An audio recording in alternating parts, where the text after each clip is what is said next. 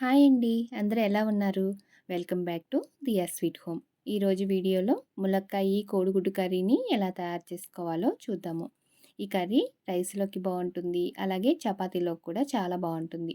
ఇప్పుడు నేను చూయించబోయే ప్రాసెస్‌లో ఒకసారి ట్రై చేసి చూడండి. చాలా సింపుల్‌గా చేసుకోవచ్చు. టేస్ట్ కూడా చాలా బావుంటుంది.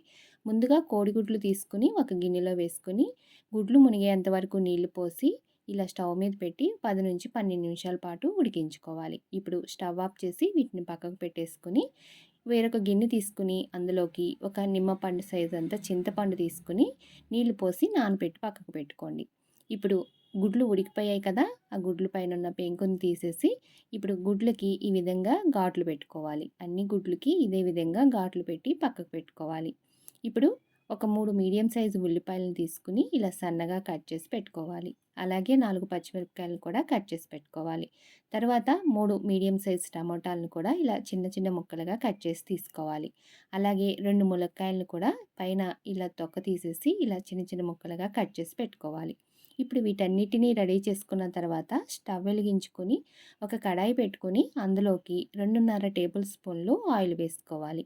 ఆయిల్ బాగా వేడయిన తర్వాత హాఫ్ స్పూన్ ఆవాలు, హాఫ్ స్పూన్ జీలకర్ర వేసుకుని ఇవి వేగిన తర్వాత ముందుగా కట్ చేసి పెట్టుకున్న ఉల్లిపాయ ముక్కలు, పచ్చిమిరపకాయ ముక్కలు, అలాగే 2 రెమ్మల కరివేపాకు కూడా వేసుకుని ఇలా ఒకసారి కలుపుకొని ఆ తర్వాత ఇందులోకి కొంచెం ఉప్పు వేసి కలుపుకోండి. ఇలా కలిపి వేయించుకోవడం వల్ల మనకి ఉల్లిపాయ ముక్కలనేవి చాలా త్వరగా వేగుతాయి. ఇప్పుడు ఉల్లిపాయ ముక్కల పైన మూత పెట్టేసి స్టవ్‌ని లో టు మీడియం ఫ్లేమ్‌లో అడ్జస్ట్ చేసుకుంటూ ఒక 4, 5 నిమిషాల పాటు వేయించుకోవాలి. మధ్య మధ్యన మూత తీసి కలుపుకుంటూ ఉండాలి.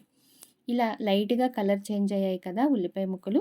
ఇప్పుడు ఇందులోకి మనం కట్ చేసి పెట్టుకున్న ములక్కాయ ముక్కలను వేసుకొని ఒకసారి బాగా కలుపుకొని మూత పెట్టి 4, 5 నిమిషాల పాటు మగ్గనివ్వాలి. ములక్కాయ ముక్కలు కూడా చక్కగా ఇలా మగ్గిపోతాయి. ఇలా మగ్గిన తర్వాత ఇప్పుడు ఇందులోకి ముందుగా కట్ చేసి పెట్టుకున్న టమాటా ముక్కలను కూడా వేసుకోవాలి. ఈ టమాటా ముక్కలు వేశాక ఒకసారి బాగా కలుపుకొని మళ్ళీ మూత పెట్టేసి ఒక 4, 5 నిమిషాల పాటు స్టవ్‌ని మీడియం ఫ్లేమ్‌లో పెట్టుకొని ఉడికించుకోవాలి. టమోటా ముక్కలు బాగా సాఫ్ట్‌గా అయ్యేంత వరకు ఉడికించుకోవాలి. మధ్య మధ్యన మూత తీసి కలుపుకుంటూ ఉండండి. లేదంటే అడుగంటిపోతుంది. ఇప్పుడు ఇలా కలుపుకున్న తర్వాత ఇందులోకి కొంచెం పసుపు, అలాగే రుచికి సరిపడినంత ఉప్పు వేసుకొని ఒకసారి బాగా కలుపుకోవాలి. ఇలా కలుపుకున్న తర్వాత మూత పెట్టి మరొక 2, 3 నిమిషాల పాటు మగ్గనివ్వాలి. మనకి టమోటా ముక్కలు బాగా సాఫ్ట్‌గా మగ్గిపోతాయి. చూసారు కదా! ఇలా మగ్గిన తర్వాత ఇప్పుడు ఇందులోకి మనం ముందుగా ఉడికించి పెట్టుకున్న గుడ్లు కూడా వేసుకొని, ఇందులో రుచికి సరిపడినంత కారం కూడా వేసుకొని ఒకసారి బాగా కలుపుకొని మూత పెట్టి మరొక 2 నిమిషాల పాటు ఉడికించుకోవాలి. ఇలా ఒక 2 నిమిషాలు ఉడికిన తర్వాత ఇప్పుడు ఇందులోకి మనం ముందుగా నానబెట్టి పెట్టుకున్న చింతపండుని ఇలా రసం తీసుకొని పులుపుకు సరిపడా వేసుకోవాలి. మరీ ఎక్కువ వేయాల్సిన అవసరం లేదు. మనం టమోటా ముక్కలు వేసాం కాబట్టి పులుపు అనేది కొంచెం వేసుకుంటే సరిపోతుంది. ఇప్పుడు ఇందులోని చిన్న గ్లాసు నీళ్లు పోసుకొని ఒకసారి కలుపుకొని ఒక హాఫ్ స్పూను పంచదార వేసుకోవాలి. ఇలా పంచదార వేయటం వల్ల మనం వేసిన పులుపు, ఉప్పు, కారం అన్నీ బ్యాలెన్స్ అయ్యి టేస్ట్ చాలా బావుంటుంది. ఇలా కలుపుకున్న తర్వాత మూత పెట్టి మరొక 4 నిమిషాల పాటు స్టవ్‌ని మీడియం ఫ్లేమ్‌లోనే పెట్టి ఇలా కర్రీని ఉడికించుకోవాలి. మధ్య మధ్యన మూత తీసి కలుపుకుంటూ ఉండాలి. 4 నిమిషాల తర్వాత కర్రీ అనేది చక్కగా ఎగిరిపోయి ఈ విధంగా దగ్గర పడుతుంది.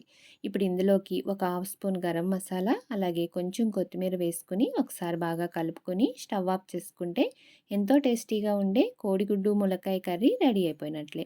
మీరు కూడా ట్రై చేసి టేస్ట్ చేయండి. అలాగే ఈ వీడియో నచ్చితే కనుక ఒక లైక్ చేయటం మాత్రం మర్చిపోకండి. అలాగే మన ఛానల్‌లో బీట్రూట్ రోటి పచ్చడి ఎలా తయారు చేయాలో కూడా వీడియో అప్లోడ్ చేశాను. ఒకసారి మీకు ఇంట్రెస్ట్ ఉంటే చెక్ చేయండి. మన ఛానల్‌ని ఎవరైనా ఫస్ట్ టైం చూస్తున్నట్లయితే సబ్స్క్రైబ్ చేసుకొని పక్కనే ఉన్న బెల్ ఐకాన్ కూడా క్లిక్ చేయండి. Thank you for watching.